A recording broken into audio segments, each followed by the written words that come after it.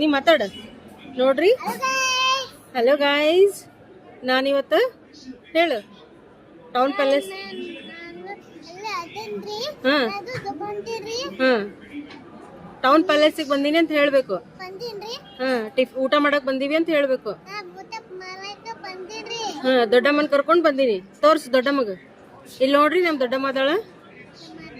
ಹಾಂ hi guys, welcome back to. ಹೆಂಗೈತಿ ಹೆಂಗೈತದು? ಹೌದಾ? ಹಾಂ ಹಾಂ ತೋರಿಸಿ ನಾಳೆಲ್ಲ. ಹಾಂ